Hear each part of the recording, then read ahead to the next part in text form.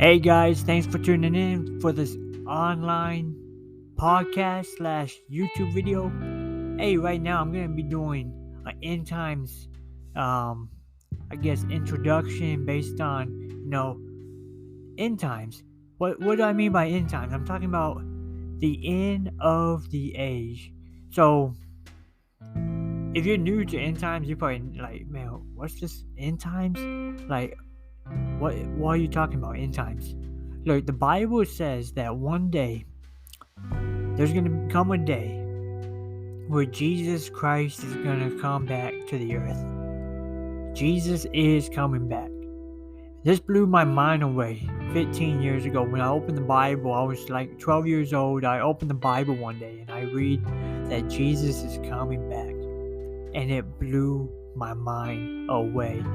Why? Because I grew up in a Baptist church and I never heard of the second coming of Jesus Christ. Why is this so important though? Why is the second coming so important? Well, because it's one of those things that as a Christian we eagerly wait for the coming of the Messiah. We wait for the coming of God to come upon the earth. So it's kind of like a woman, she eagerly waits for her boyfriend to propose to her, for her boyfriend to finally make her his wife. And in the same way, the church is the future wife of God, and Jesus being the future husband of the church. And one day, we will be united in this great marriage ceremony called the second coming of Jesus Christ. And this happens at the end of the age. And I'm going to get into that here in a minute. So like a preview of all of history. Adam and Eve, they rebel against God. And God's like, hey, I'm going to make a way that there's going to be a way that mankind can be right with me again. And so first he chooses the Hebrews, and he uses the Hebrews, and they were meant to become the nation of Israel, and they were meant to be set apart against all the other nations of the world. And God wanted to use them to be the light of the world. It was part of the Abrahamic covenant that God made with Abraham, that he was going to make him into a great nation. God also made a covenant saying, hey, I'm going to make you not only into a great nation, but into a great assembly of nations. We see the fulfillment of the nation with the Jewish people and Israel. We see the fulfillment of the assembly of nations with the church and the United States of America. The United States is part of the Abrahamic covenant. I'm going to get into all that in this Bible study called End Times. I'm going to explain how the United States and Israel will actually be partners in the end times. There's a day coming that Jesus will come. He will separate those who reject him from those who accept him. Kind of like this coin. Think about this coin. It has two sides. One side is a head, and the other side is a tail. God is the same way. He's both love and he's just. His love side cannot be displayed unless his just side is rightfully displayed. And since God is both love and just, He must allow us to answer for our sins. And in one way, He sent His Son to answer for us. His Son, Jesus, died on the cross. He paid the price. And some people will reject that, and your sin still has to be accounted for. And so at the second coming, that's when it's all said and done. The righteous and the wicked will be separated. Now, the end times.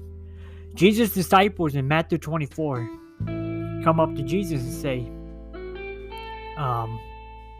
right here, we can start in Matthew 24, verse 1. He says, as Jesus left and was going out of the temple complex, his disciples came up and called his attention to the temple building. Then he replied to them, don't you see all these things? I assure you, not one stone will be left here on another that will not be thrown down. So what Jesus is saying is, hey, the temple is going to be destroyed. This physical temple, the temple you're looking at, is going to be destroyed. Jesus said that, and it happened in around 70 AD, right after the church was born and started. The second temple got destroyed, and there was about 10, 15 years later, after Jesus died and came back to life, like his words were fulfilled. And so that's one prophecy right there that actually came true. So I mean, if this came true, let's see what else Jesus had to say. So in verse 3, he said, while he was sitting on the Mount of Olives, his disciples approached him privately and said, tell us, when will all these things happen? And what are the signs of your coming and the end of the age? So his disciples are intrigued, and they're like, hey, tell us, Jesus, when is the world going to end? When is the end of the age? Now, this end of the age part, so the end of the age is referring to not the end of the world. It's referring to the end of the church age. So there's a church age, right?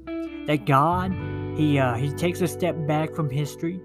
And first he was dealing with the Jews. Then he kind of he's silent for 400 years. Then Jesus steps into the scene and the church is born. The church is born in 2,000 years ago. And so the end of the church age is what this is talking about. This is what the disciples are saying. The end of the age, referring to the church age, which is going to be when the tribulation happens and when Jesus returns to the earth, and all these complicated end time prophecies that we have in the book of Revelation. So Jesus says to them, then Jesus replied, watch out that no one deceives you, for many will come in my name saying, I am the Messiah, and they will deceive you. You are going to hear of wars and rumors of wars. See that you are not alarmed, because these things must take place, but the end is not yet. For nation will rise against nation, and kingdom against kingdom, and there will be famine and earthquakes in various places. All of these are just the beginning of birth's pains. So Jesus pretty much lays out, hey, here's what it's going to look like in the very beginning of the end. The very beginning. You're going to have wars and rumors of wars. And you're going to have nations rising up against nations, kingdoms against kingdom. And then famines and earthquakes in various places. These are just the beginning of birth pains. Birth pains are like the, when a woman is going to give birth, it's incredibly painful. And it's through the entire process, that 9-month process of a woman giving birth, of that baby being inside of her and growing, the pain that the woman receives all throughout that process is related to the fact that something's about to give birth. And so when we see wars and rumors of wars and all these nations rising up against each other and famine all throughout the world and earthquakes everywhere, we know that there is something about to happen. Something huge is about to come upon the earth.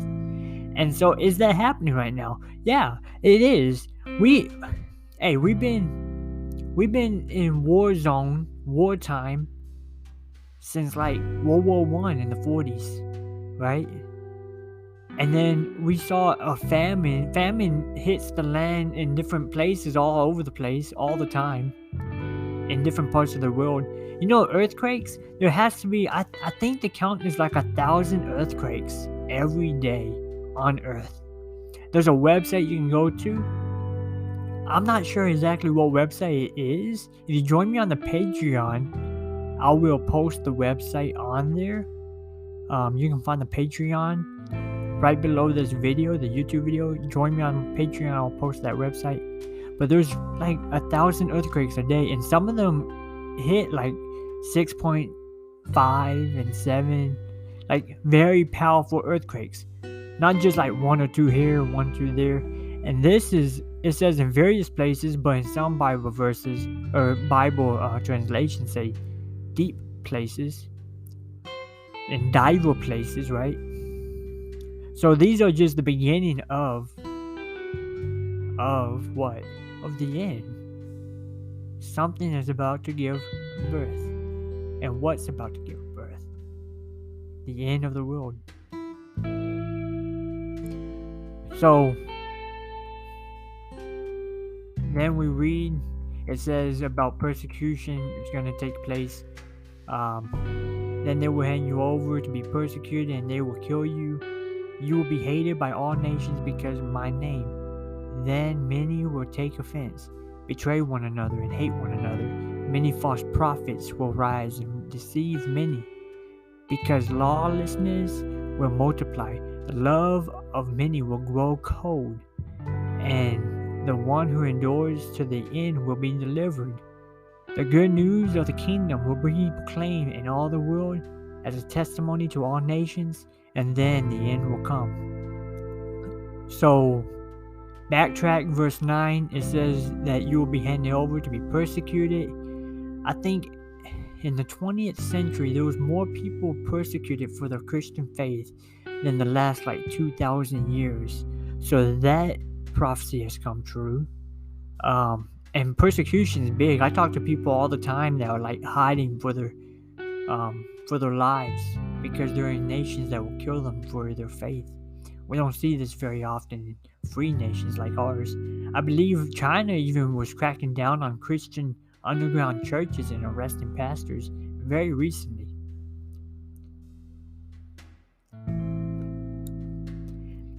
And then, one another betray. So it says that there will be many who take offense, betray one another, and hate one another. We see this even in the United States. We're living in a generation right now that the United States has never been so divided. Maybe since like the Civil War. The United States is so divided right now, even in a free nation like ours. And so this people are gonna hate one another has been coming true in our lifetime at an increasing amount. And then many false prophets will rise up and deceive many. This is referring to, like, we can look at it from 2 different angles. There's an entire denomination that believe that prophets and apostles are on earth right now, and God's giving new instruction, which is complete heresy, right? But also there's preachers like these prosperity preachers who say, oh, if you give me all your money, God's gonna bless you times 10. Oh, really now? I guess if you give me all your money, because you're living in a big fancy mansion, right? There's a lot of false preachers. You have to be careful because they're going to deceive you. They're going to rise up. They're going to somehow rise up and deceive many. And it's sad. So that's happening too right now because lawlessness will multiply. The love of many will grow cold. This goes back to the one another, betray one another and hate one another. The lawlessness will multiply. We see this in the United States. People being arrested for like self-defense, and then you got other people who not being arrested after they robbed the store. Like, it makes no sense. But this is happening too. Lawlessness multiplying. Defund the police. Lawlessness multiplying. This is all Bible prophecy. Defund the police right there in verse 12, because lawlessness will multiply. Defund the police because lawlessness. Jesus prophesied this. Jesus said this is going to happen. Defund the police is going to happen. People are going to hey, less laws, less regulations, less, it's right there in the Bible. Verse 13, but the one who endures to the end will be delivered. will be delivered, endures to the end. We have to endure. It's going to get hard, but we have to endure, right? We have to hold on, keep on pushing, don't give up, endure. It says this good news of the kingdom will be proclaimed in all the earth, and that's happening right now. My ministry online, it's an online based ministry. We'll reach like 20 or 30 nations of people with the gospel. Yeah, there might be a few tribes in the jungle that haven't been reached, but I've heard stories of people having dreams and Jesus is in them. And so God's going to reach people either through dreams or through other people, but the gospel will be preached in all the world. So can we agree that all the way up to verse 14 pretty much been fulfilled, right? If it has been fulfilled, if I'm right on that, then the next verse should really be terrifying. So the Great Tribulation, Jesus says in verse 15 of Matthew 24, so when you see the abomination that causes desolation, spoken of by the prophet Daniel, standing in the holy place, let the reader understand. Those in Judea must flee to the mountains. A man on the housetop must not come down to get his things out of his house, and the man in the field must not go back to get his clothes. Oh, to pregnant women and nursing mothers those days, pray that their escape may not be in the winter or on the Sabbath. For at that time there will be great tribulation, the kind that hasn't taken place from the beginning of the world until now and never again. Unless those days were limited, no one would survive. But those days will be limited because of the elect. So the Great Tribulation, right? Great Tribulation is going to be... This is a great misconception. A lot of pastors and preachers will say the Great Tribulation will be 7 years. Not according to what Jesus just said. Jesus said, when you see the abomination that causes desolation, spoken by the prophet Daniel, standing in the holy place. Okay, what does that even mean? I had a guy in church tell me, dude, what are you even talking about? Abomination? Temple? Huh? I'm so confused. Like, I had someone actually tell me that before. Like, a couple days ago. The abomination that causes desolation is going to be an unclean animal, most likely like a pig or something, gets sacrificed in the temple on the altar. Now the temple's not built yet, right? It got destroyed. Jesus says in verse 1, hey, the temple's going to be destroyed. It gets destroyed in 70 AD, right? Now, 15 verses later, Jesus is talking about the abomination of desolation, standing in the holy place. Now he's saying that someone's going to be standing there in the temple, but he just said it's going to be destroyed. The temple is going to be rebuilt. In the book of Revelation, John is told to measure the temple. That's just a prophecy that the temple is going to be rebuilt. And I believe in the book of Ezekiel is also told to measure the temple, unless it was Daniel. Daniel or Ezekiel, one of those two prophets were told to measure the temple along with John in the New Testament. So the temple gets rebuilt. A third temple will rise. There's a temple institute right now in Israel setting everything up. They even have the priests right now. The priests are ready to get the temple going. They have little coins to pay temple tax with. It has King Cyrus' face on it with Donald Trump's face on it. Yeah, Donald Trump's not the president right now. It's 2021. But Donald Trump's face is on this coin. Let that sink in for a minute. We're going to talk about that later on in this Bible study. So, The temple is going to be rebuilt. A third temple will be rebuilt right next to the Dome of the Rock. The Dome of the Rock is not going to be destroyed. And I'm going to talk about that in this Bible study and future Bible studies. So,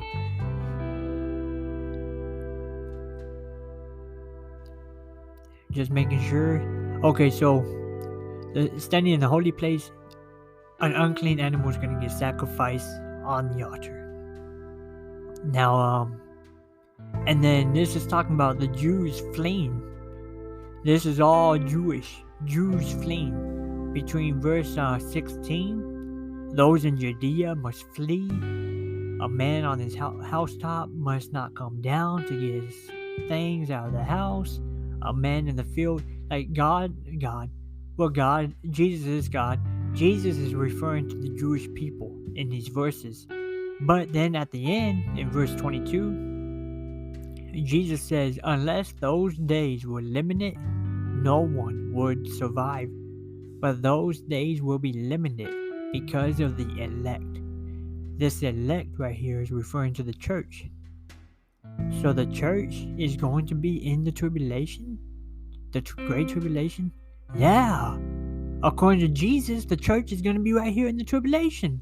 What you know? I guess there ain't no, what is it called? Pre-rapture? Pre-tribulation rapture?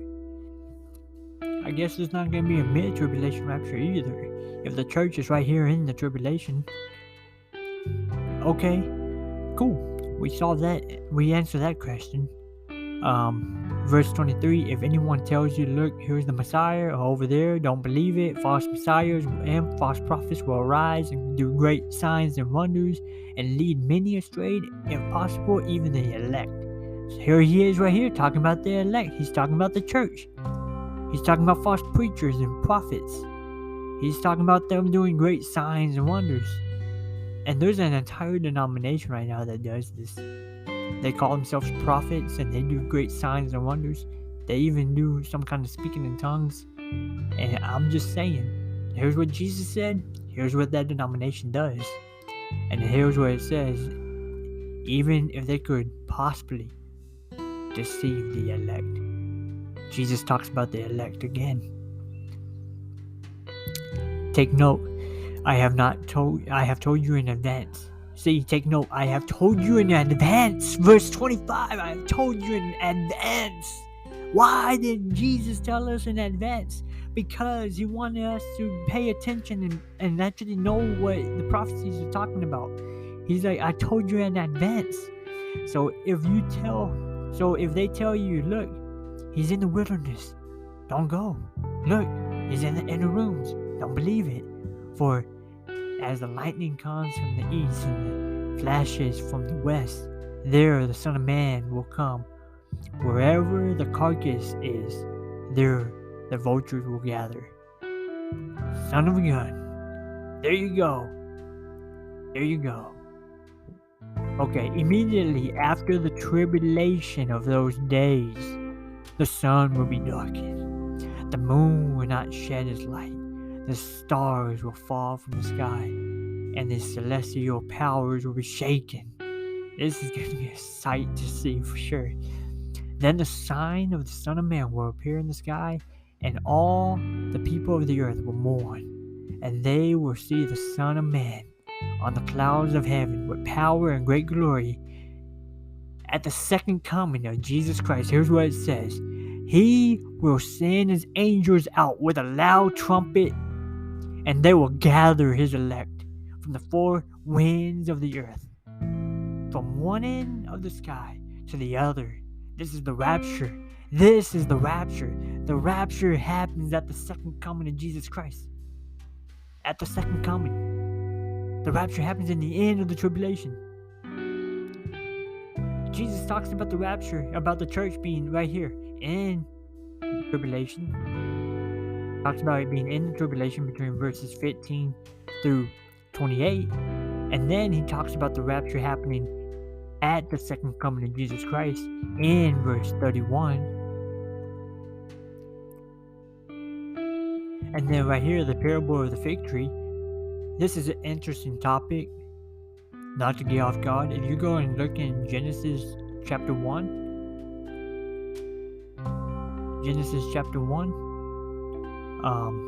I have about 5 more minutes. So if you go look in Genesis chapter 1, 2, and 3, when Adam and Eve rebel against God, Adam and Eve have fig leaves in their hands. Is it possible? It's a theory. Is it possible that the forbidden fruit was a fig? Is this why Jesus has the parable of the fig tree, referring all the way back to when sin entered into the world? I'm just saying. So Jesus talks about the sign of the fig trees and the leaves changing colors, and he says, hey, look, when you see these things happen, you know that he is near. Verse 33. In verse 34, he says, I assure you, this generation will certainly not pass away until all these things have taken. Heaven and earth will pass away, but my word will never pass away. And then one more thing I want to hit up, because I only have literally less than 5 minutes left. Now concerning the day and the hour, no one knows, neither the angels in heaven nor the Son, except the Father only. As the days of Noah were, so the Son of the coming of Man will be. For in the days before the flood, there were eating and drinking, marrying and giving into marriage until the day Noah boarded the ark. So, feel free to read this on your time. I have 4 minutes. I'm doing a podcast right now, so I'm trying to work with the 30-minute time slot. So, most scholars say, hey, Jesus is talking about the day of his coming. No one knows the day and hour. Verse 36, Matthew 24. Newsflash. Jesus just got done talking about the abomination that causes desolation, and he just got done talking about the tribulation. The day of abomination that causes desolation is literally going to be a day, right? And when you see the word tribulation in the Bible, it's referring to an hour, or whenever you see the word hour or half an hour, it's referring to the tribulation, or the 7-year peace covenant is 1 hour, and then the tribulation is half an hour. And I'll be able to prove all that in future Bible studies. But Jesus was never talking about his day that he comes back to the earth, because the last verses in the book of Daniel tell us the exact number of days to count between the day that the abomination of desolation happens, and then it tells us how many days to count. Literally a countdown to the day that Jesus Christ returns to the earth.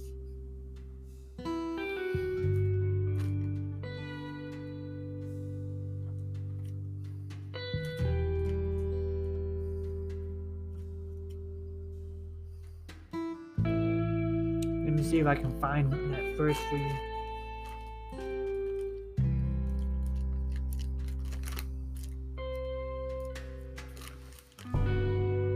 Daniel,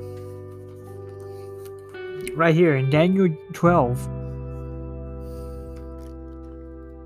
In Daniel 12, it says, you go down to verse 8. No.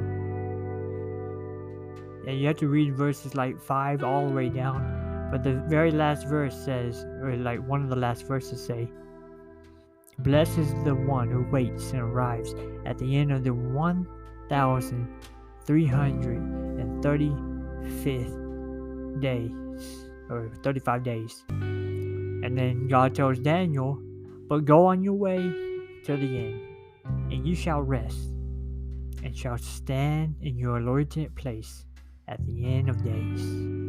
What does that even mean? What does that even mean? You're gonna stand in your loitering place at the end of the days.